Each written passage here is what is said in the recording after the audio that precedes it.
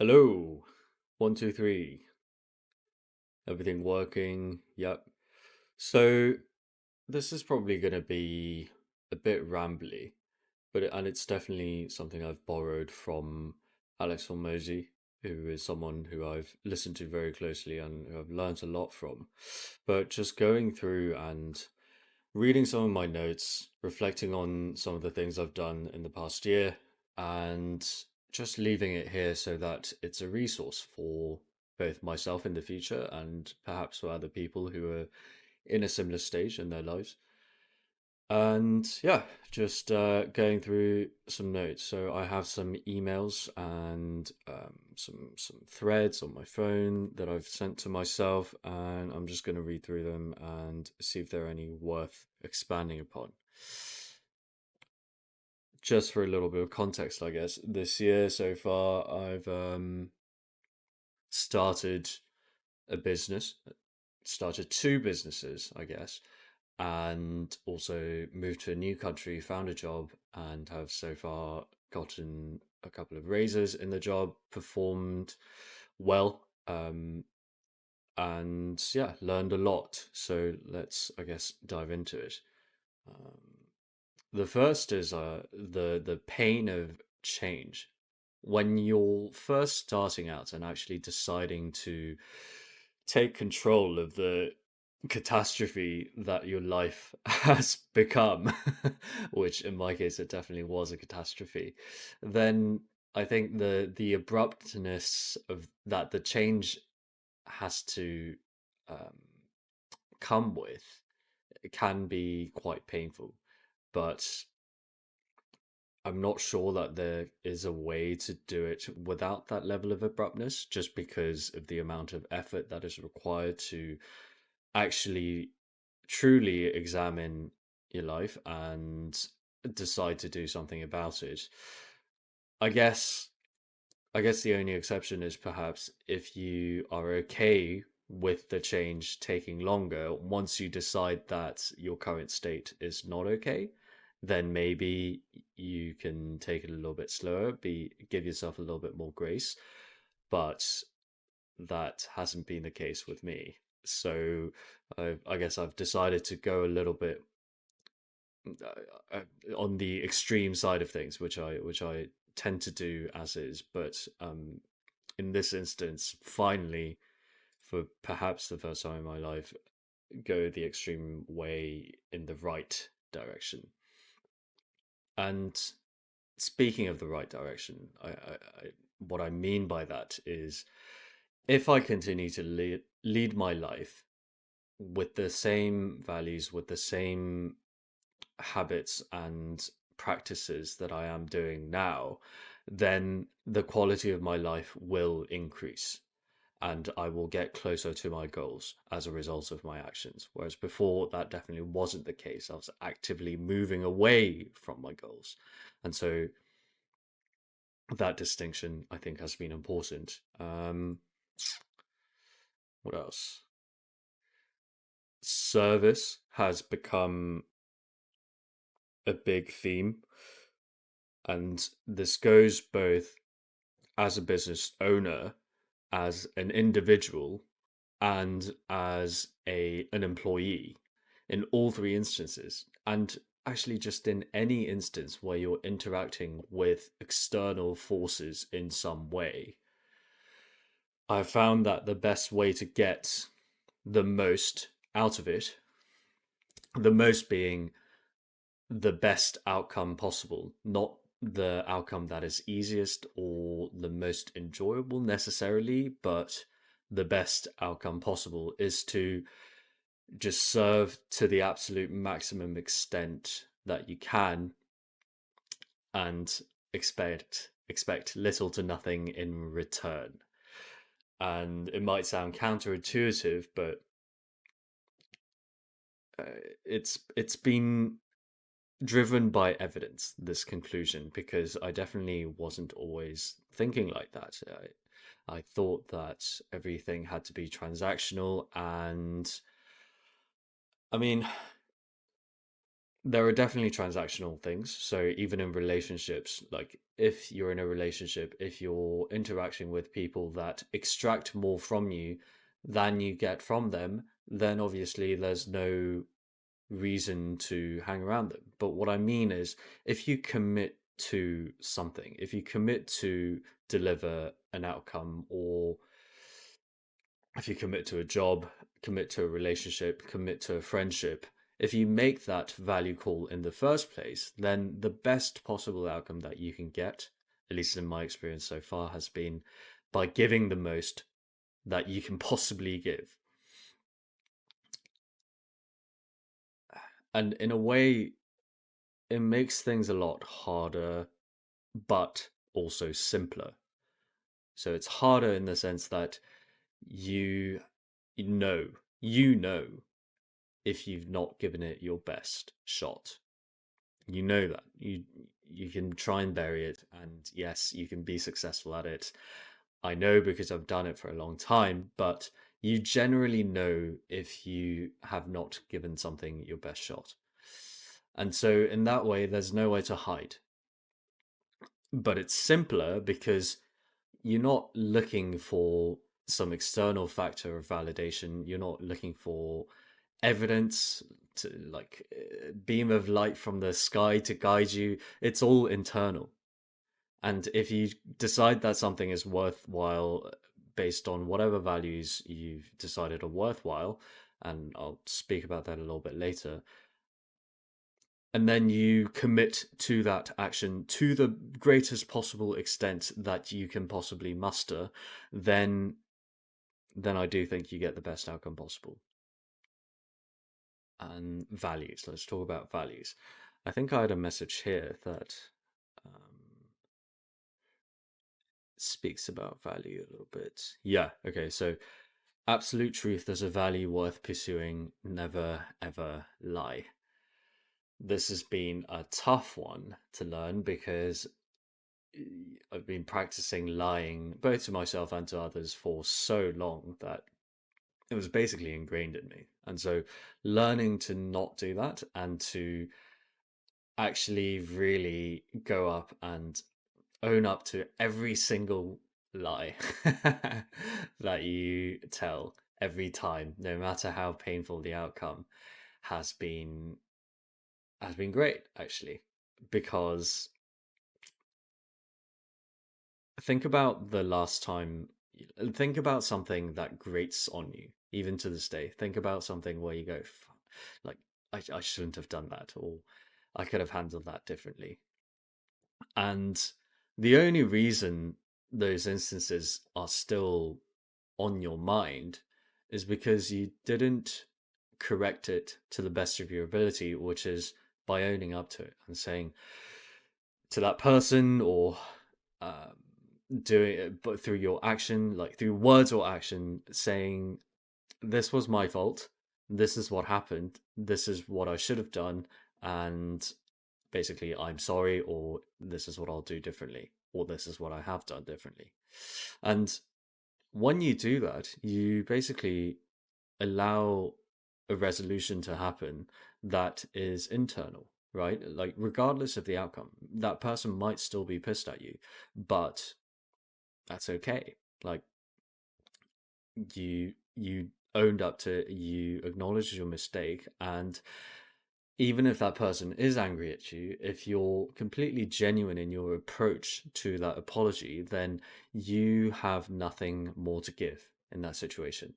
Like, if you actually take on board the advice that you give yourself, which is like, never lie, try your best, and try and give as much as possible without expecting anything in return, then you do get more than you bargained for. Because I think I spent so long protecting against the downside, both in terms of business and in terms of like interpersonal relationships, that you forget that you can also you play for the upside. Like, you don't want to make stupid errors, obviously. Like, you don't want to make mistakes that are strategically if you know that a negative outcome is more likely than not, then you probably shouldn't.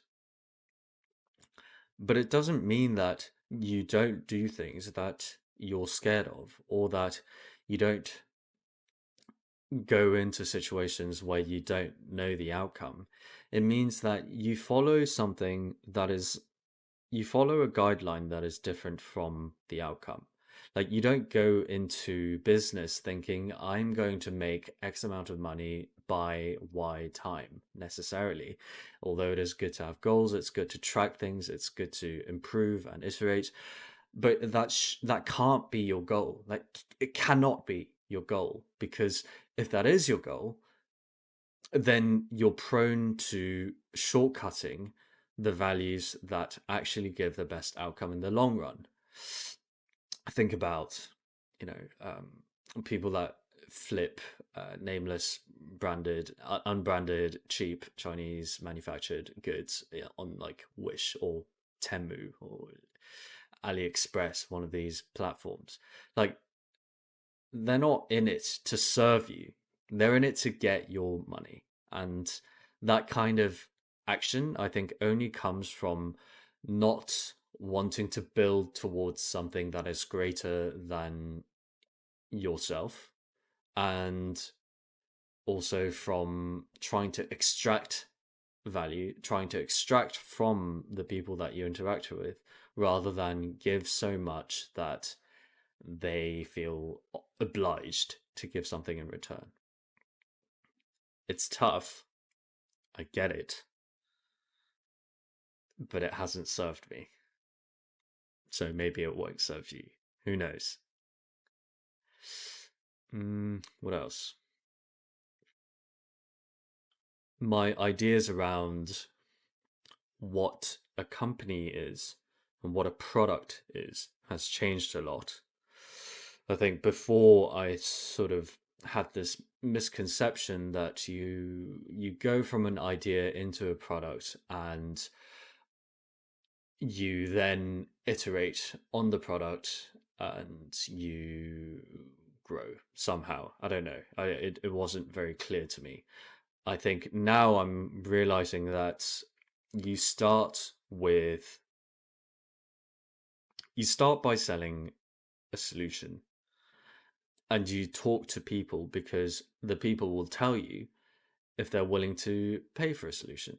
Like, if they want what you are offering, if they're picking up what you're putting down. And if they're not, then it might mean that you are not good enough at delivering the solution. It might mean that they don't trust you. It might mean that you just haven't found the right avatar. You're not asking the right people. Like, it can mean a bunch of different things. But I think the product itself, this like amorphous idea of some kind of imaginary, like, perfect product, has been misguided. I think a product is everything that goes on between you and your customer. So, for example, in a service-based business, everything from the initial touch point, even before that, like how they found out about you, the channel that they found out about you through, any and all content that you have online, your website, your messaging, the speed at which you return their messages, like everything builds up to form a part of the product. Now, it might be a small part, granted, especially if you're providing, say, a physical service, and like you're giving someone a massage. The massage is going to be most of the product, but the way that you greet them, the way that you make them feel, that plays a much bigger role than you might think. And that has been a revelation to me. What else? I think volume. Realizing that I might not be doing enough work, not by 1 or 2x what I'm doing now, but by 10, 100 1,000, 5,000 times what I'm doing now has been has been interesting, has been freeing in a way, but also yeah, I mean, I would say mostly just freeing because it makes you realize that you might have been doing the right thing, just not enough of it. So then the solution is you just do more of it. Like, it's not that you're doing something wrong, it's that you just haven't done enough of it. And so, sort of being aware of that, tracking those numbers, like if I send out 100 messages, I get 10 replies back. If I send out 1,000 messages, then I might get 15 replies, 150 replies back because I get a little bit better as I keep going. And that tracking that rate of improvement, but also tracking the input output equation allows you to build backwards from the goal. So if your goal is to set, I don't know, get 10 new clients, then if you just work backwards from the input output equation, then you know what you need to do and you just do it. And you just do it. And you think, my God, this is going to take so long. And the answer is yeah. Yeah. Yeah, it will. But you just do it. And that's just what people do. And there's no like, you're not doing anything wrong. I guess is the point of that. Um, confronting, like, my approach to fear has changed a lot. In the beginning, I think I tended to avoid things that I was scared of, things that I thought I was bad at, and that is completely the opposite to where I'm at now. Fear is almost an indicator of where you should be pointing. Like, if you're afraid of a certain path, if you're afraid of saying something, then it's almost like a signpost saying this is probably what you should be doing. And that approach has led to a lot of breakthroughs, and it's also allowed me to again apply some of that just volume of work principle to my actions. And so yeah, that's been helpful. Let's look at some threads.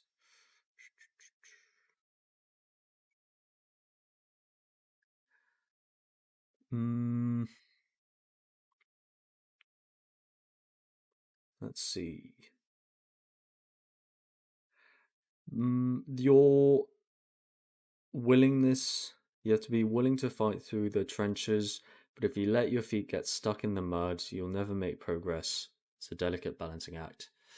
This one, I think I was saying because I was getting stuck in the trenches a lot, which is where you kind of get too lost in the volume, in the action, in the violent just volume, the sheer amount of work that you need to do to make things happen, that you forget about the bigger picture.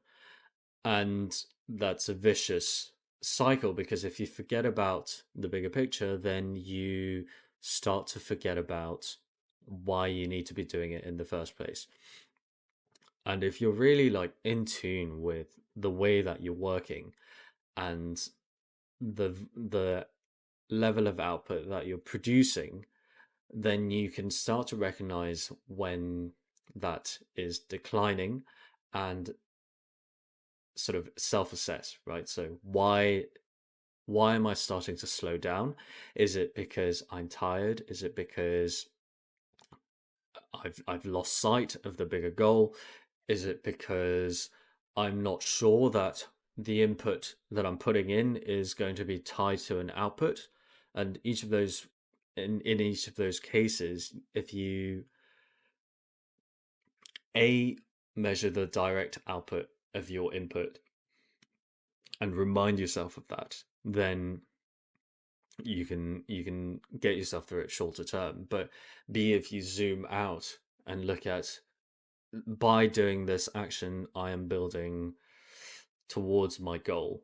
and like I am, if you think of yourself as the thing that moves towards your goal rather than a set of ideas or just this like solid unchanging entity, then you can start to realize that every action has an outcome. It has a benefit because it's adding to you, you as the entity that moves towards a goal. So that's been a helpful sort of shift in mind. Um, my approach to friendship, family has changed a lot. I think you kind of start to recognize that not everyone wants the same things as you, and that's fine. Like, comma, and that's fine. But it does mean that you have to be willing to not follow what everyone else thinks you should be doing. And that includes, your close friends, your family, whoever they are. But on the flip side of that, you can then start to surround yourself with people who do want the same things as you. And then you realize that it becomes a much more productive conversation and relationship because you can start to amplify each other's focus, each other's goals, each other's desire, will to get to whatever it is that you want, and generally it's more about the desire to get somewhere rather than a similarity in the end result, right? Like I have someone who I consider who I really enjoy talking to, who is a lawyer and he wants to do big things in that field. I know nothing about law. I am not a lawyer, nor will I ever be inclined to work within an established system like that. Because yeah, it is a system, and it's a completely different field. But he has a goal, and he's working his fucking ass off towards it, and there's a lot that you can glean from each other from that. And like, you'll have conversations around challenges you face, roadblocks. You'll have conversations about relationships, about like managing interpersonal relationships. You'll have conversations around like growth and like keeping each other accountable, like whatever it is that you're talking about to each other. Realize that those conversations help, and it's okay to not want to be friends with everyone. Like you can't it like both parties in a friendship need to get a return from that friendship is kind of how I think about it. Not in a transactional sense necessarily, but more in the sense that like if you don't have anything in common, if you if you don't want the same thing in life, then you'd be better served being friends with someone who does. Like, it's just a fact. And so I think that's been an interesting thing. But okay, just to one last thing to add on to that, like you have to be able to divorce what people want from the people themselves. Like it's okay if someone wants to just have a chilled life, and like if that's what they want, that's great. Like good for you. Like really genuinely good for you. But maybe you'd be better served talking to other people who want that, because that's not what I want. So things of that nature. Okay. Don't lie, don't rush. Seems like a theme. I What else? Iteration. Um, you can't look around two corners the best way. The only way is to look around one and shine a flashlight towards the other and see what you can glean. And this kind of ties into being directionally correct versus absolutely correct. So I think when you start out, you have a lot of ignorance around the topic that you're trying to pursue, around business, around relationships, or whatever it is that you're trying to focus on. And that ignorance has to be chiseled down. Like it's like a wall that you have to take down bit by bit, like a blindfold that you have to struggle off. And it's easier to understand, I think, if you think of life as a series of skills that you must master to be able to get to an outcome that you desire. And so when you define when you define challenge like that, when you say that the thing that is stopping me from getting to where I want to go is that I do not know how to get there, then it becomes a knowledge problem. Then it becomes something that you can fix and learn. And so in that process, the best way to learn is to just start learning.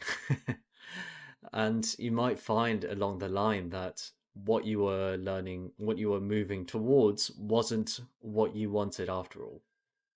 Like that happened with me in the beginning. I started a software business, software based product, and I spent hundreds of hours learning how to code. And then I made this thing, and then I realized that it's not actually what I want. I actually want to deal more with people. It's more interesting to me to be able to enact change for people. I want my business to be more directly related to that, and I want to be able to serve clients to a higher level, and move to a higher ticket client base.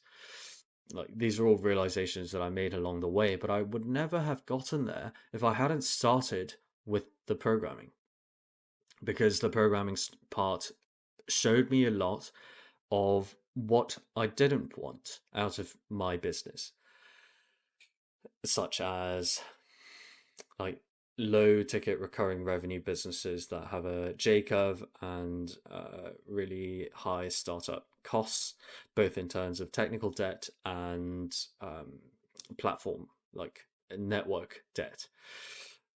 I didn't want that. I want to be able to tie my input to the output, and I want to be able to grow without.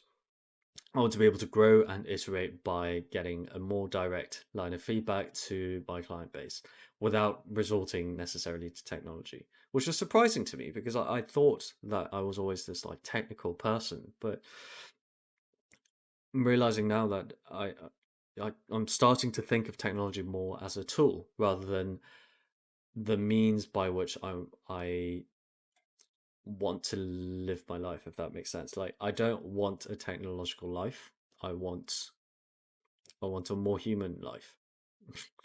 It sounds so stupid, but yeah. Hopefully you understand what I mean. How long has this been going for?